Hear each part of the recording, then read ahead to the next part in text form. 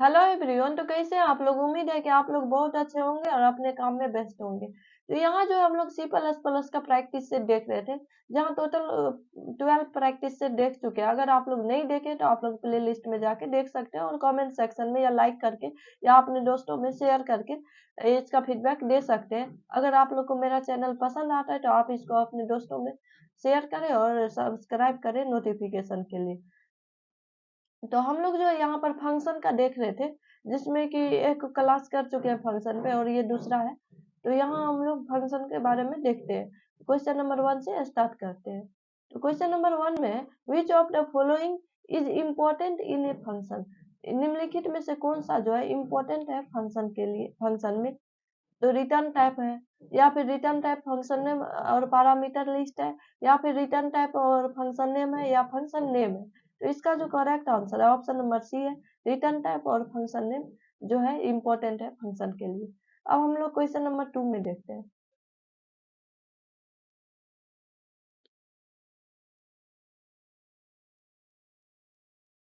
Question number 2 में है, in which of the following cases inline function may not word. बोल रहा है कि निम्नलिखित में से कौन सा केसेस में इनलाइन फंक्शन नहीं आता है, नहीं हो सकता है। तो इसमें है if the function has static variable. बोल रहा है कि फंक्शन के पास स्टैटिक वेरिएबल रहेगा टू, या फिर फंक्शन के पास ग्लोबल और रजिस्टर वेरिएबल रहेगा, या फंक्शन लूप कंटेन करेगा या रिकर्सिव करेगा, तब नहीं होगा। तो इसमें जो है, अगर फंक्शन के पास स्टैटिक वेरिएबल रहता है या लूप कंटेन करता है या फिर रिकर्सिव रहता है, तो ये तीनों ही केसेस में जो है इनलाइन फंक्शन वर्क नहीं करता है। और ये जो है, ये तीनों ही ऑप्शन गलत है। तो इसका जो करेक्ट आंसर हो जाएगा ऑप्शन नंबर बी हो जाएगा। 1, 3 और 4 इस केसेस में जो इनलाइन फंक्शन जो है वर्क नहीं करता है। अब हम लोग नेक्स्ट क्वेश्चन, क्वेश्चन नंबर 3 पे चलते हैं। क्वेश्चन नंबर 3 में है, what happens to a function defined inside a class without any complex operation. बोल रहा है क्या होगा जब हम जो है क्लास के, बोल रहा है कि what happens to a function define होगा inside a class without any complex operation, कि बिना किसी कॉम्प्लेक्स ऑपरेशन के, like looping large number of lines etc. It becomes virtual class of the class. It become an inline function of the class. It becomes by default calling function of the class. The program gives an error. तो इसका जो correct answer है option number B है, inline function हो जाएगा। यहाँ जो बोल रहा है कि ये बोल रहा है कि कोई भी कॉम्प्लेक्स ऑपरेशन जो हम लोग है क्लास के इनसाइड नहीं डिफाइन करेंगे तो ये जो है इनलाइन हो जाएगा, क्योंकि पिछले क्वेश्चन में तो था दिया हुआ कि इसमें से लूप वर्क कैसे नहीं कर, इनलाइन फंक्शन वर्क नहीं करेगा। तो लूप रहेगा, लार्ज नंबर ऑफ लाइन्स रहेगा तो नहीं करेगा। तो यहाँ उल्टा दिया है उसका। इस तरह से इसका जो करेक्ट आंसर है ऑप्शन नंबर बी है। अब जो है हम लोग नेक्स्ट क्वेश्चन, क्वेश्चन नंबर 4 पे चलते हैं। क्वेश्चन नंबर 4 में है, should where should default parameters appear in a function prototype. बोल रहा है कि कहाँ पर डिफॉल्ट पैरामीटर अपीयर होगा फंक्शन प्रोटोटाइप में।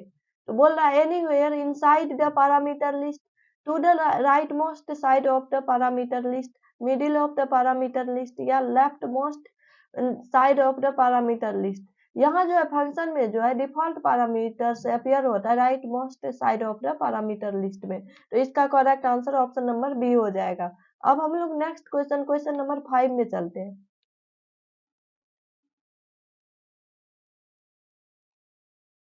क्वेश्चन नंबर 5 में कुछ कोड दिया है और उसका आउटपुट बोल रहा है कि क्या होगा। तो देखते हैं क्या होगा। तो यहाँ इस तरह से दिया है और यहाँ x plus Y plus Z return type दिया है। उसके बाद यहाँ फंक्शन में 10 ले लिया है। तो बोल रहा है कि यहाँ जो है इसका करेक्ट आंसर क्या होगा, 0 होगा या सेगमेंटेशन फॉल्ट होगा या 10 होगा या इरर होगा। तो इसका जो करेक्ट आंसर है ऑप्शन नंबर डी हो जाएगा, इरर दे देगा ये, क्योंकि यहाँ जो है नॉर्मल वेरिएबल को ये कॉल कर दिया है राइट मोस्ट साइड में।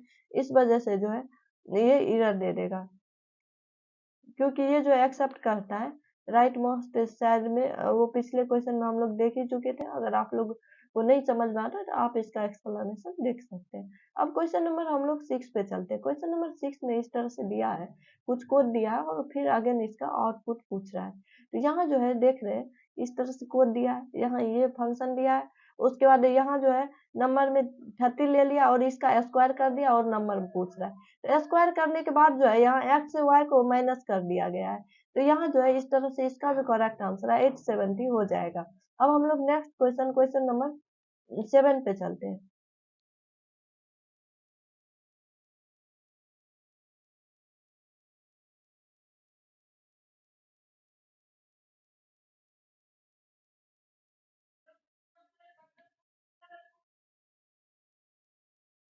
तो क्वेश्चन नंबर 7 को देखते हैं हम लोग। कुछ प्रॉब्लम आ गया था, सॉरी।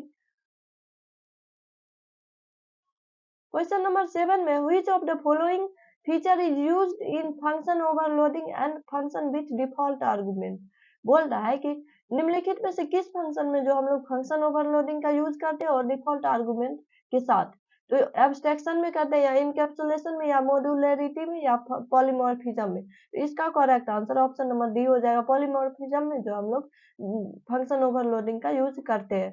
बोल रहा है 8 नंबर में if an argument from the parameter list of a function is defined const then dash segment fault error occurs, it can't be modified inside the function, it can be modified inside the function। तो इसका correct answer option number C हो जाएगा। अगर हम लोग parameter list को जो है डिफाइन करेंगे कॉस्ट के साथ तो क्या देगा, ये मॉडिफाई नहीं होगा फंक्शन के इनसाइड, फंक्शन में जो है मॉडिफाइड नहीं होगा।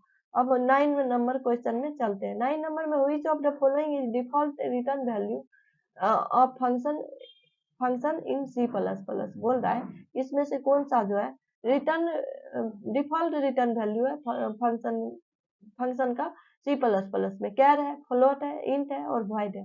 इसका correct answer option number C हो जाएगा, ये इंट है। अब हम लोग क्वेश्चन नंबर 10 पे चलते हैं। क्वेश्चन नंबर 10 में है कि इनलाइन फंक्शन क्या है। इनलाइन फंक्शन क्या है?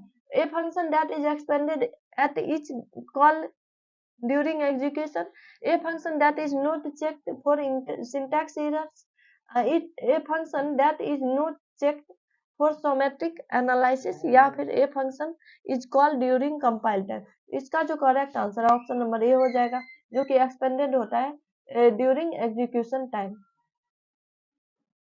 क्वेश्चन नंबर 11 में है an inline function is expanded during, inline function जो है एक्सपेंड होगा ड्यूरिंग किस टाइम में, रन टाइम में होगा या कंपाइल टाइम में होगा या एंड ऑफ द प्रोग्राम में या नेवर एक्सपेंड या एक्सपेंडेड ही नहीं होता है। इसका करेक्ट आंसर जो ऑप्शन नंबर बी है, कंपाइल टाइम में एक्सपेंड होता है। अब हम लोग नेक्स्ट क्वेश्चन नंबर 12 पे चलते हैं।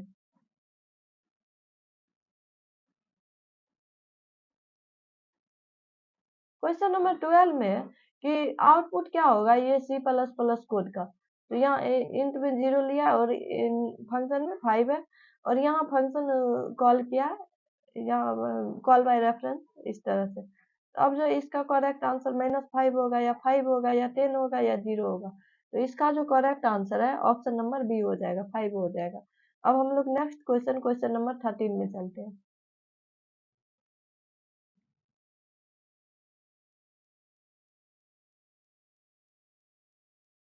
थर्टीन में है from which function the execution of C plus plus program start, किस फंक्शन से जो है C plus plus program start होता है।